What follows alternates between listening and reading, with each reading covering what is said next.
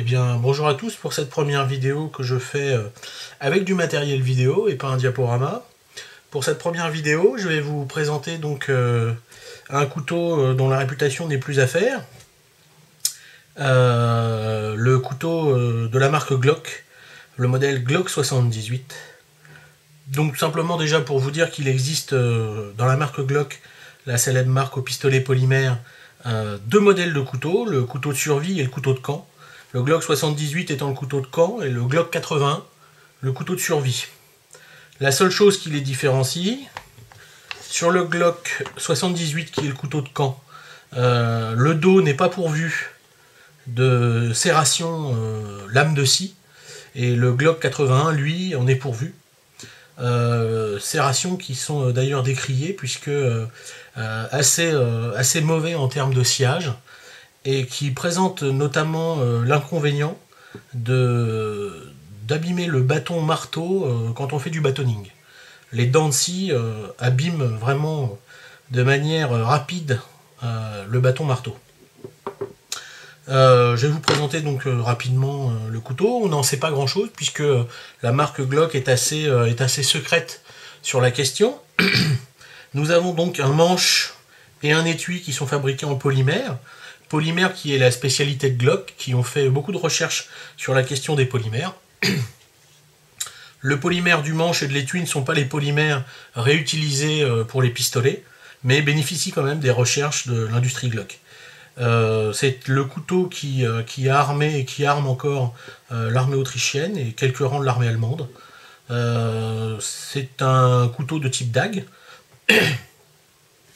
avec une lame vissée au manche, et qui réussit l'exploit d'assurer une forte solidité, et notamment lors de coups durs, comme dans le bâtonning. La lame reste vraiment solidaire du manche. Nous avons une lame en acier carbone avec un coating qui ne tient pas spécialement longtemps. Moi je fais pas de bâtonning avec, donc il a réussi à survivre un petit peu. Mais nous avons quelques exemples, notamment sur le forum Tactical Frenchy, où nous avons vu coating disparaître finalement en un week-end. L'acier carbone est normalement d'une dureté de HRC de 55. Il tient raisonnablement le fil de la lame, ça pue très facilement. La lame mesure 16 cm 5, le couteau en entier mesure 29 cm. La garde est assez efficace et couvre bien la main. Elle présente un avantage gadget de pouvoir décapsuler des canettes de soda. Le manche, quant à lui, est suffisamment long pour vraiment prendre la main. Le grip est de très bonne facture, suffisamment efficace que le couteau soit mouillé ou sec. Le trou pour le passage d'une dragonne n'est pas suffisant à mon avis, interdit tout passage de paracorde, autorise à peu près uniquement le passage d'un lacet, et encore à une seule condition, c'est que vous retiriez le bouchon qui est à l'extrémité du manche, bouchon qui cache un petit volume en fait, qui est à l'intérieur du manche, qui vient à peu près jusqu'ici, et qui permet éventuellement de glisser un petit peu de coton imbibé, ou quelques allumettes, ou un message particulier, des effets personnels de petite taille, je sais pas, une chaîne, des choses comme ça. Toujours est-il que le bouchon, lui, vient à peu près jusque là, et donc les côtés de ce bouchon empêchent le passage d'une dragonne par les trous de la dragonne. Donc si vous voulez le faire, il faut soit percer le bouchon, ce qui nuit à l'étanchéité du petit réservoir, on va dire, ou alors simplement le retirer, et là encore une fois, on ne peut pas utiliser le petit volume à l'intérieur du manche.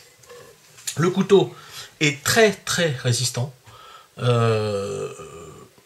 Il est tout à fait adapté, comme Glock le conseille, pour le camp, que ce soit en bâtonning, que ce soit en simple couteau d'agrément, donc pour retirer les écorces, pour faire du débroussaillage, pour couper de la corde, pour couper de la viande. L'hiver dernier, on a dépecé et débité un chevreuil entier. Le couteau est très efficace, que ce soit en découpe et en matériaux plus durs. Il présente l'avantage notamment, c'est d'être effilé et de permettre l'insertion entre des pierres quand on fait en point d'appui supplémentaire, si on veut escalader un pan de mur ou si on veut escalader une parcelle de rocher. Je vais vous présenter notamment l'étui également. Donc l'étui réalisé dans le même polymère. Il est assez décrié parce que très minimaliste, mais en fait il remplit bien son œuvre, puisque ce qu'on demande à un étui essentiellement, c'est de protéger d'une part la lame du couteau, et d'autre part nous protéger nous du tranchant de la lame.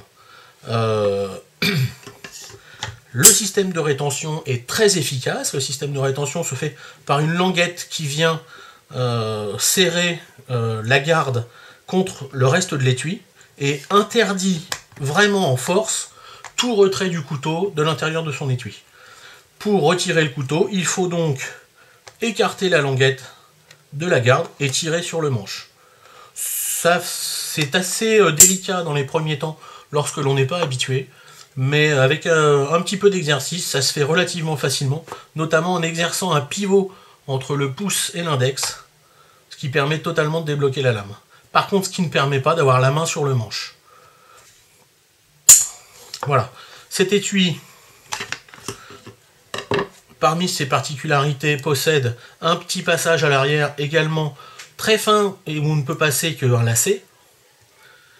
Présente également à son extrémité un trou pour évacuer les liquides, le sable, la terre, la boue, enfin pour éviter à la lame de naviguer dans des polluants à l'intérieur de l'étui.